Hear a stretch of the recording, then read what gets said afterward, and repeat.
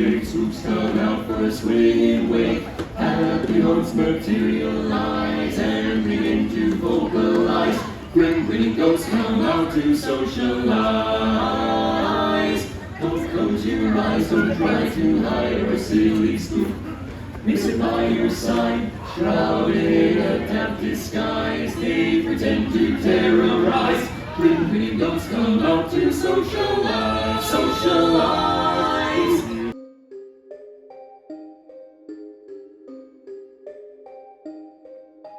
Hi everyone, it's Katie from Paradise Falls family. We're taking a pause from our Hawaii vlog series, which will be back as normal next week, to put out a bonus seasonal vlog full of information and top tips for attending Mickey's Not So Scary Halloween Party event at Walt Disney World in Orlando.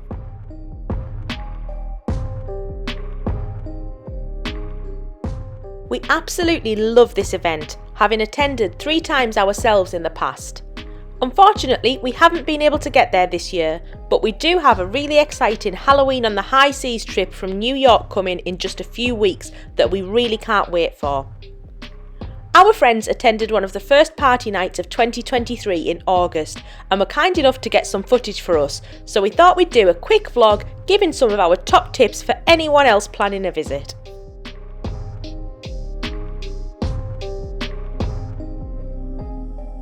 First up, how much does it cost? This is a separate event ticket on top of any Walt Disney World tickets you already have. This means it's expensive, but it's a great way to get some time over in Magic Kingdom if you're in Orlando and you don't have normal park tickets. Prices vary depending on the time of the party.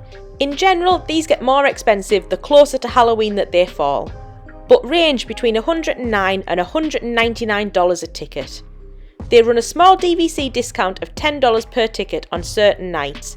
Tickets go on sale in May each year and they do sell out, so be sure to book ahead of time if it's something that you know you want to do.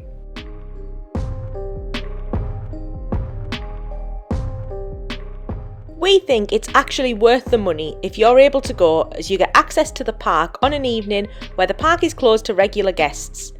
The rides are much quieter, there are special character opportunities, treat stations where you can get as much candy as you can carry home with you, and this is all included in the price of that ticket. A special parade, shows and fireworks, along with party exclusive food treats and merchandise. Party guests can enter the park at 4 p.m. with their ticket, even though the event officially runs from 7 p.m. to midnight. And we recommend braving the crowds of people trying to get in early to try and maximise your time at the party. As you can see from these videos, it can get really busy trying to get in and you're stood in the direct sunshine, so if this would be an issue, avoid the 4 p.m. opening time and just go a little bit later. There are so many things to do at the party that you won't be able to do everything.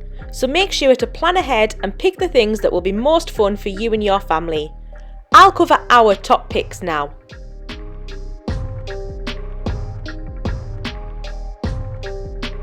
You see, my friends, with a lot of adventure and a bit of fright, Halloween is the greatest of nights. Happy Halloween!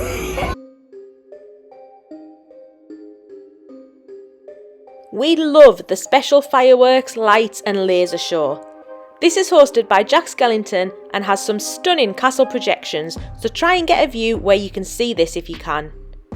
There is also an extra charge dessert party that you can book, similar to the usual Happily Ever After dessert parties, which guarantee you a good viewing spot and some great desserts and drinks, but it would take up a chunk of your precious time at the party, so we've never done one of these on a party night. But if a good view of the fireworks is top of your wish list, then it could be worth it. There's only one showing of the fireworks each evening at 10:15 p.m.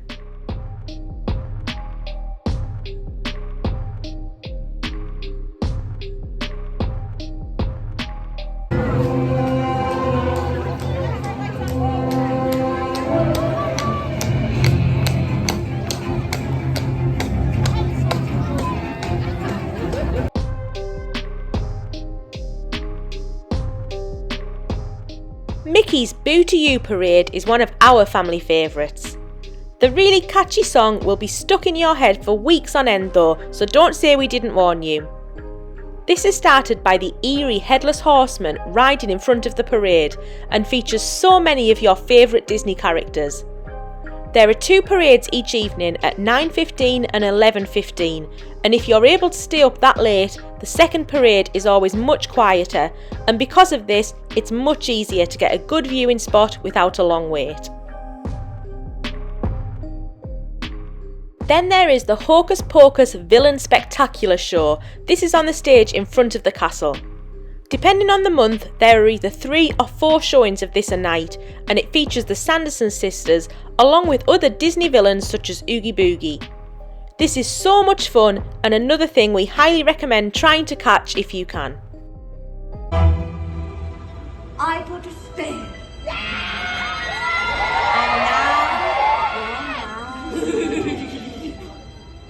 You can't stop the things I do. I lie.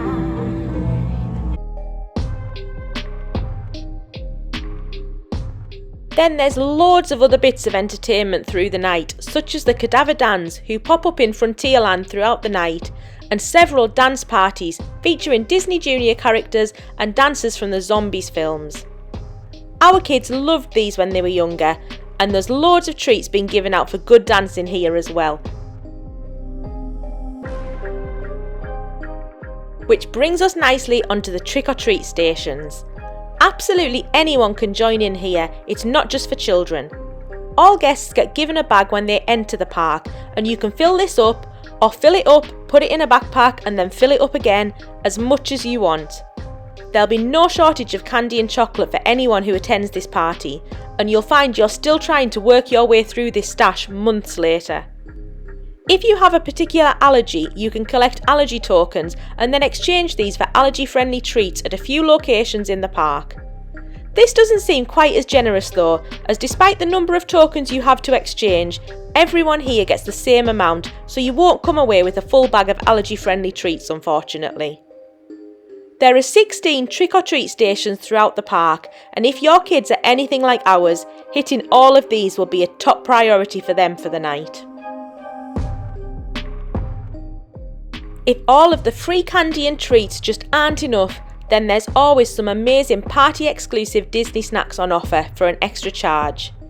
Disney Food Blog always do a really good guide as these change every year, but there'll be loads of sweet and savoury special themed treats which always look absolutely amazing.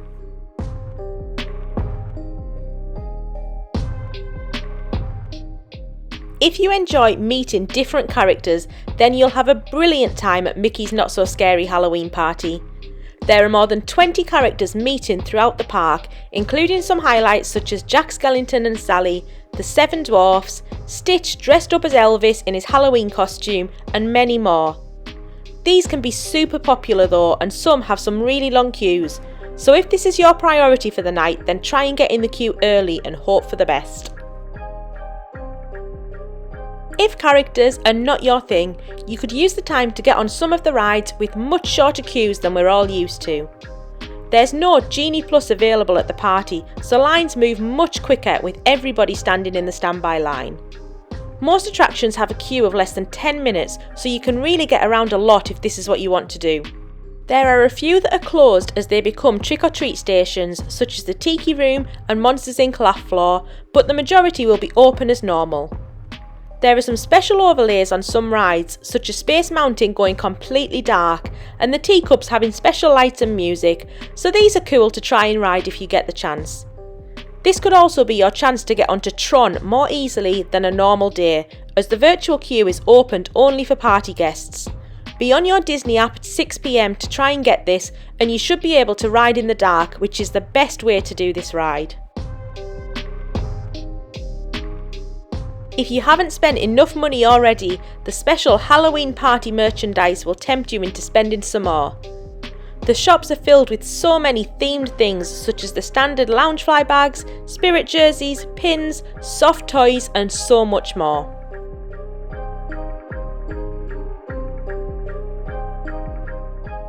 Another thing we get asked a lot is it essential to wear a costume at the party? And the answer is no.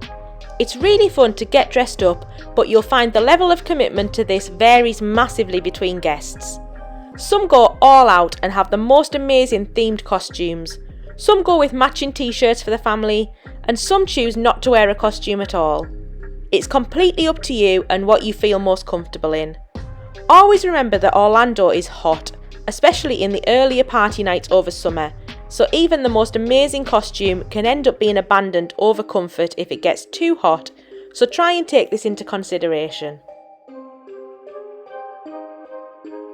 We absolutely love Mickey's Not So Scary Halloween Party and think it's one of the best party nights at Walt Disney World. Although celebrating Halloween in August might not be for everyone, we love the fact that you can add a party night onto a UK summer holiday trip. So that's our overview and top tips for Mickey's Not So Scary Halloween Party. We would love to hear your tips below or over on our Instagram at Paradise Falls Family. Thank you all so much for watching.